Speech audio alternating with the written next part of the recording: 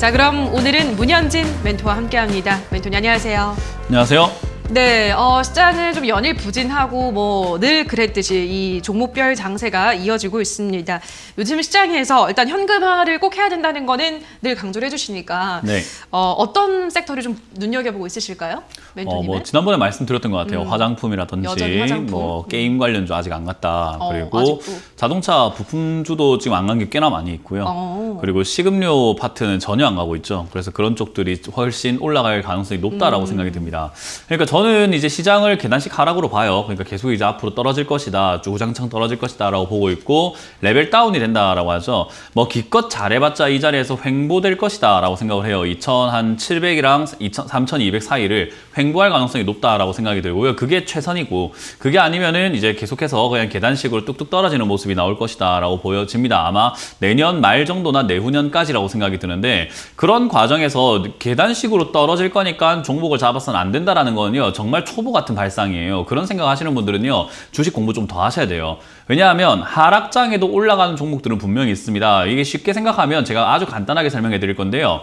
지수가 지금까지 끌고 올라왔던 종목들, 그러니까 지수가 3,200까지 막 올라가고 뭐 3,100까지 올라가고 3,000 돌파하고 이렇게 올라올 때 주도주 역할을 했던 애들은 지금 지수 빠질 때 다 빠집니다. 그러니까 지금 올라와가지고 급등되어 있는 종목들 있죠. 예를 들면은 뭐 최근 들어가지고 또 엔터주에 관심 많으시잖아요. 뭐 SM이라든지 YG라든지 JYP 이런 거 다 빠진다는 거예요. 카카오 빠집니다. 네이버 빠집니다. 다 빠져요. 그런 기업들은 잡으면 안 된다. 잡아놓고 내가 고가에 샀지만 이거는 그냥 장기 투자하면 되지 않을까요? 예, 시간 투자하면 다시 본전 올라올 수 있을 것 같은데 시간이 많이 걸릴지도 모른다는 거죠. 그러면 지금 지수가 떨어질 때 올라올 수 있는 종목은 무엇인가라고 생각했을 때요. 결국 지수가 올라올 때 올라왔던 종목들은 외국인이든 기관이든 큰손이든 세력이든 돈을 번 기업이죠. 그걸 매도하고 난 다음에 현금이 생겼으니 당연히 다음부터 또 끌어올릴 종목들을 사겠죠. 그 말은 바닥에 있는 종목을 사놓는단 말이에요. 그래서 지수가 빠질 때는 지금까지 한껏 부풀러 올라왔던 기업들이 빠져내려가는 거고요. 지금 바닥에 있는 종목들은 시가총액도 굉장히 작고 걔들이 급등한다고 해서 지수를 끌어올릴 수 있는 종목들은 아닙니다. 그렇기 때문에 지수는 계속 내려가겠지만 바닥에 있는 종목들은 올라갈 거다. 그리고 지수는 어찌됐든 간에 걔들이 올라온다고 해서 지수가 상승하지 못한다라는 거예요. 왜냐? 시가총액이 작은 기업들이 급등할 거기 때문이죠. 그래서 지금부터 계단식 하락이 나온다라고 했을 때 여러분들이 아예 주식을 손 놓고 그냥 아무것도 안 해야 된다 이렇게 생각하는 거는 정말 아까 말씀드린 것처럼 초보 같은 발상인 거고 조금 더 여러분들이 여기서 발전을 하고 싶다, 성장을 하고 싶다라고 했을 때는 앞으로 지수랑 상관없이 매매할 기업은 무엇인가를 잘 체크하셔야 됩니다. 그 첫 번째 포인트는 코로나 이전과 코로나 이후로 나눌 수 있을 것 같은데 코로나 이전에 흑자가 나다가 코로나 터지고 적자가 나는 기업들은 반드시 피해야 되고요. 코로나가 터진 이후에 흑자가 나고 있는 기업인데 주가가 안 갔다. 그런 기업이 이제 앞으로 올라갈 거라는 거죠. 그래서 제가 뭐 월요일에도 여러분들께 상담을 해드릴 때 이런 이야기를 했습니다. 여름에는 겨울을 준비해서 털모자를 사놓고 겨울에는 여름을 준비해서 밀짚 모자를 사놔라라는 거죠. 그러니까 지금 올라간 기업이 아니라 올라갈 기업을 사야 되는데 여러분들은 계속 올라간 기업에 관심이 좀 많다라는 거예요. 엔터주, 컨텐츠 관련주. 제가 계속 올 상반기부터 해서 올 중반까지 사놓으라고 그렇게 이야기했던 기업들이었습니다. 근데 여러분들 이제서야 관심을 갖고 있는 거예요. 저는 지금 관심 갖지 마라라는 이야기를 해드리면서 또 다시 아무도 이야기하지 않고 있고 거들떠보지 않는 바닥에 있는 종목들을 지금 좋다고 하고 있죠. 그런 기업들을 사놓으면은 우리가 시간이 지나감에 따라서 주가가 올라가는 것을 확인하고 거기서 기쁨을 누릴 수 있다는 거죠. 어떤 분들은 언제까지 기다려야 될지 모른다고 그래요. 저는 늘 이렇게 이야기합니다. 수익 날 때까지 가져가면 되는 거지 언제까지를 스스로가 정하지 마세요. 그건 우리가 정할 수 있는 부분이 아닙니다. 라고 설명을 해드리는 거예요. 그래서 저는 지수는 내려갈 거라고 봅니다. 그러나 투자는 여러분들이 섹터를 잘 골라서 한다면 지수랑 상관없이 내 계좌는 불어날 것이라고 저는 확신하고요. 그런 포인트를 여러분들이 잘 잡아가셨으면 좋겠고요. 지금 지수는 단기간에 상승을 하고 있던 추세가 무너졌습니다. 사실은 오늘 양봉으로 올라와서 3,035에서 40포인트 언저리에서 마무리 짓는 것이 가장 좋았는데요. 일단 지금 추세를 잘 보시게 되면은 내려갔다 올라갔다 내려갔다 올라갔다 하면서 일정한 패턴을 가지고 보폭을 가지고 움직인다 생각이 드는데요. 요렇게 움직였을 때 3,780까지는 그냥 무난하게 올라가줬어야 되는데 그러질 못하고 최근에 꺾여버린 거예요. 이거는 뭔가 일이 생겼다라는 건데 어디에 일이 생겼는가? 해외 증시에 지금 일이 생겼죠. 신고가를 뚫고 잘 올라가던 다우존스 지수가 지금 이렇게 무너져 버렸습니다. 저렇게 무너지고 나니까 결국 우리나라 증시도 힘을 잃어버리게 되는 거고요. 지금은 전 전 세계 증시가 악재가 우려가 되고 있는 상황인데도 불구하고 많은 개인 투자자들이 악재면 뭐 어때? 그냥 사놓으면 되는 거 아닌가? 에이, 추가 매수의 시기인 것 같아. 기회인 것 같아. 신규 매수해야 되겠어. 라고 생각하면서 매수세가 몰리기 때문에 지금은 증시가 내려가야 되는데도 불구하고 올라가고 있는 거죠. 많은 분들은 내려가야 되는데도 불구하고 올라갔으니까 잘 된 거 아니야? 라고 생각하시는데 저는 거품은 잡아서는 안 된다 생각이 들거든요. 따라 붙어서는 안 된다 생각을 해요. 그래서 지금은 거품처럼 올라오고 있는 증시이기 때문에 잡아서는 안 된다. 그 말은 지금 증시가 여기서 밀리고 있는 것은요. 오히려 천장까지 추세의 상단부까지 가지도 못하고 빠지고 있는 거기 때문에 밑으로 한 단계 레벨 다운이 됐다. 그 말은 하락세가 좀 더 깊어질 가능성이 높다라고 생각이 듭니다. 뭐 이거는 지금 당장 예측을 하거나 단언할 수 없는 부분이고요. 내일 당장도 양봉이 나오질 않고 음봉으로 나온다면은 당분간 또 11월 중순이라든지 11월 말까지는 하락을 면치 못하겠구나. 그렇게 된다면 역시 저점 2900포인트를 지킨다면 다행인데 저거 지키지 못하면 반대매매 진짜 많이 터져 나올 겁니다. 그래서 반대매매가 터져 나올 때 제 생각에는 2400까지도 무너질 수 있다. 2400까지도 가까워질 수 있다 생각이 듭니다. 어떤 분들은 2400 내려가면은 큰일 난 거 아니에요 하시는데 그거는 아까 말씀드렸던 것처럼 2020년 말까지 그리고 올 중순 5월, 6월, 7월까지가 현금화를 했던 그 순간까지 올라왔던 기업을 잡으신 분들 큰일 난 거 맞아요. 근데 그게 아니라고 한다면 떨어졌을 때는 왕창 살 수 있는 기회가 생긴다는 거죠. 그래서 저는 현금 비중을 가지고 계신 분들은 매우 좋은 기회가 오는 거고 그게 아닌 분들은 조금 갑갑하시겠지만 기다리면 그게 끝나고 났을 때 다시 급반등이 나오게 됩니다. 급락은 급등을 불러오게 되거든요. 그래서 떨어졌을 때 조금 괴로우시겠지만은 잘 참으시면은 반등 때 여러분들이 본전은 아니더라도 손실을 많이 줄여서 나올 수 있으니 너무 걱정하지 말라라는 의견을 드려보고 싶습니다. 그래서 지금 상황에서는 여러분들이 딱히 해야 될 건 없어요. 제가 말씀드렸던 섹터에 있는 종목들을 여러분들이 잘 가지고 있는지 그리고 재무제표가 괜찮은 기업인지 오늘 뉴스만 하더라도 지금 전체 기업의 41%가 좀비 기업이라고 합니다. 이자도 못 내고 있어요. 그런 말은 결국 그런 기업들 내년 2월을 기점으로 보고서에서 잘못 나올 가능성이 굉장히 높겠죠. 그래서 그런 점들을 참고하신다면 무조건 장기 투자, 우리가 흔히 말하는 버틴다라는 개념으로는 여러분들이 지금 주식시장에 살아갈 수가 없을 것 같아요. 잘 정리하고 솟을 건 솟고 정리할 건 정리한 다음에 조금 가볍게 내 계좌를 만들어 내는 게 좋으니까 아니다 싶으면 빨리 손절하는 게 맞고요. 반등 나올 때 더 갈까가 아니라 빨리 현금화 시켜가지고 여러분들이 좀 계좌 정리를 잘 하시는 시기가 돼야 된다는 조언을 드려보도록 하겠습니다. 네, 적절한 타이밍에 매도를 잘 하는 것도 중요할 것 같고 오늘만 봐도 그동안 많이 오르던 미디어, 메타버스 관련주들 오전장 시세를 내고 대부분 좀 빠지는 모습 보이고 있고 그동안 굉장히 지지부진하던 반도체주들, 장비주들이 오늘 많이 치고 올라오는 모습입니다.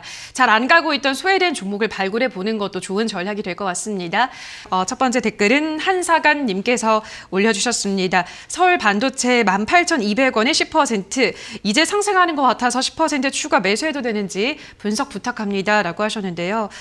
그러니까 이 반도체 주들이 워낙에 많이 조정을 받아서 그런지 요즘 올라오고 있잖아요, 멘토님. 지금 추가 매수 어떻게 보세요? 이 초보와 고수 딱 차이가 이거예요. 어떤 걸까요? 초보는요, 지금 이 차트만 봐도 알겠지만 조금 올라오면 이제 상승하는 것 같아요. 맞아요. 추가 매수해야 될 것 같아요. 아니에요? 네, 그러거든요. 예. 그게 딱 초보입니다. 예, 고수는요, 이거 여기서 이제 추세가 돌아서는 것도 확인하고 바닥을 잡는 것도 확인하는데 바닥, 앵커님 경우는 많이 들어보셨을 것 같아요. 바닥은 무슨 바닥이 좋다라고 이야기 많이 들으셨나요? 바닥? 진바닥.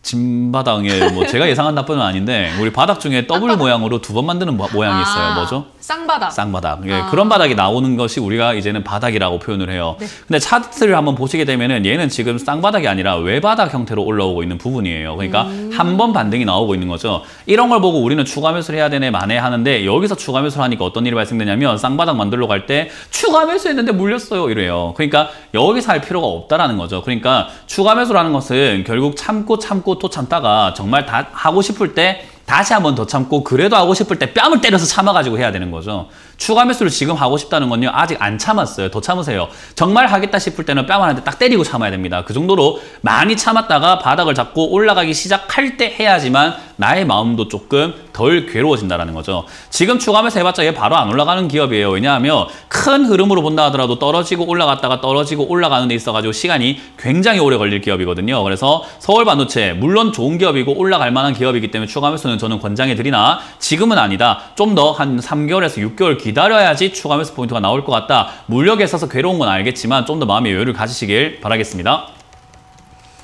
네, 자 그럼 다음 댓글도 보도록 할게요. 이번에는 나영옥 님께서 올려주셨습니다. 동환시스템즈 11만 원에 20%. 지인 추천으로 몇 년 전에 넣고 있었는데 지금이라도 물 타는 게 나을까요? 라고 하셨거든요. 와, 지금 뭐 굉장히 힘든 시간을 보내고 있을 것 같습니다. 엄청 오래되셨는데요. 11만 원이면 지금 뭐 한 5년은 넘으신 것 같아요. 멘토님, 어떻게 보세요? 뭐 이런 거를 이제 많은 분들께서 제가 이거는 별로 답이 없습니다 하면은 저게 전문가가 할 소리냐 하거든요. 뭐 전문가라고 답이 없는 걸 답이 있다고 할 수는 없지 않겠습니까? 그게 거짓말이죠. 예. 지금 이게 11만 원에 매수하신 건요. 지난번에 2014년에 저렇게 급등했을 때 15년 급등했을 때 여기 사신 거거든요. 여기 사셨는데 이제 올라오고 있을 때 여기서 더 갈 건가 안 갈 건가에 대해서 많이 궁금해 하시는데요. 그건 우리가 알 수 있는 부분이 아니에요. 그러니까 그건 어떤 누구를 가지고 오더라도 주식의 초고수를 데리고 온다 하더라도 몰라요. 일단 기업의 실적으로만 봤을 때 1,200억을 벌던 때에 비해서 900억 벌고 있죠. 그러니까 실적은 이미 줄어들었습니다. 그 말은 주가의 흐름, 실적을 반영해서 본다고 했을 때도요. 지금 떨어져 있는 게 맞고 이 정도 올라온 것도 감지덕지가 되는 거죠. 여기서 추가 상승이 있을지는 우리가 정확하게 판단하기가 좀 힘들어요. 그래서 지금 상태에서는 흐름이 깨지지 않는 선에서는 좀 보유하는 것이 맞다. 그래서 저는 제 생각에는 여기서 6만 원 지금 5만 원 정도까지 밀릴 수밖에 없겠죠. 차트의 형태상요. 그래서 5만 원까지 밀렸을 때 다시 반등이 나왔을 때는 6만 5천 원 갈 수 있거든요. 저는 그때 좀 정리하는 게 어떨까 솔직히 생각이 듭니다. 왜냐하면 여기서 시간 너무 많이 뺏기고 계신 거고 여기에 물려 계심으로 인해서 다른 기회를 많이 잃고 계시는 거거든요. 그래서 저는 기회비용 면에서 이걸 본전 노리는 것보다는 6만 원에서 7만 원 반등 나올 때 바로 정리하시는 게 어떨까라는 조언을 드릴 거고요. 5만 5천 원이 무너지고 내려가게 된다면 비중이 많은 편은 아니기 때문에 좋은 기업이라서 3만 원까지 내려왔을 때 추가 매수를 하면 됩니다. 추가 매수는 제 생각에는 지금 매수하신 금액보다 좀 더 많이 하시는 게 좋아요. 그래야 매수가가 많이 떨어져서 그 다음 상승 때 수익이 나거든요. 그래서 저는 떨어지게 되면 5만 5천 원 밑으로 밀리게 되면 손절하지 마시고 3만 원까지 그냥 보유해보자라는 의견 드릴 거고요. 여기서 올라오면 7만 원에 가깝게 그냥 비중을 줄이자라는 전략을 드려보도록 하겠습니다. 네, 자 그럼 다음 댓글도 볼게요. 이번에는 김말금님께서 신규 매수 문의를 주셨습니다. 시젠이랑 SPC 삼립 중에서 위드 코로나 관련주로 보고 있습니다. 신규 매수 문의드립니다. 라고 하셨는데요. 시젠이 위드 코로나 관련주로 보나요? 멘토님? 그렇죠. 위드 코로나 관련주가 될 수는 있죠. 왜냐하면 위드 코로나, 그렇죠. 코로나가 이제는 걸리는 걸 우리가 감안하고 그냥 한번 살아가보자라는 거잖아요. 그러면 네. 걸렸는지 안 걸렸는지 확인하려면 검사를 계속 해야 되죠. 그리고 시젠과 지금 수젠텍 뭐 많은 진단키트 관련주 기업들이 이제는 뭐 공기업이나 공공기관에서 검사하는 것이 아니라 집에서 네, 자기가 자가 진단할 수 있도록 할 수 있는 키트를 굉장히 개발하고 있고 보급하려고 노력을 하고 있거든요. 매출이 점점 올라갈 수밖에 없지 않나 저는 그렇게 생각을 하고 시젠 같은 경우는 좋다 생각을 해요. 근데 많은 분들이 오해하시는 게 그거예요. 제가 시젠이 좋을 거다라고 했을 때 지금 사도 좋냐라고 했을 때는요. 글쎄요가 되는 거죠. 왜냐하면 왜 자꾸 시젠만 보고 있죠? 다른 기업 살 게 너무 많잖아요. 근데 많은 분들은 제가 시젠이 좋을 거라고 하는 이야기를요. 이렇게 들었던 거예요. 저는 어떤 물려있는 사람들, 여기 사가지고 물려있는 사람들에게 진단키트 올라갈 수밖에 없습니다 라고 말씀드렸는데 어떤 분들은 문현진이 진단키트 좋대 지금 사야 돼 라고 생각하는 거죠. 그건 잘못된 투자입니다. 다른 사람 상담을 보고 투자하는 것이 아니라 종목은 2,000개가 넘어요. 그중에 지금 시젠만 보고 있으니까 시젠이 좋다고 하는 거지 다른 거랑 비교했을 때 저는 시젠 사라는 이야기를 하고 싶지 않습니다. 그 말은요. 얘가 바닥을 더 잡고 좋은 가격 메리트를 준다면 사야 된다는 거고 올라가는 게 뻔할 거다라는 거죠. 근데 그걸 미리 사가지고 물려있는 건 뭐 하는 건지 모르겠습니다. 저는.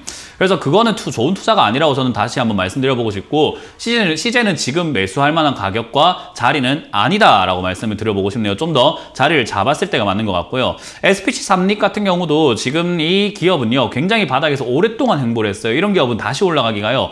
굉장히 어렵고 오래 걸립니다. 그래서 식음료 파트를 좀 이렇게 매매를 원하신다 했을 때는 SPC 삼립도 매매에 적합하진 않다. 오랫동안 힘들었던 기업은 올라가는 것도 오래 걸리기 때문에 정말 장기가 아니고서는 저는 추천해드리고 싶지 않습니다. 둘 다 지금 신규 매수는 불가능하다라는 전략을 드려보도록 하겠습니다.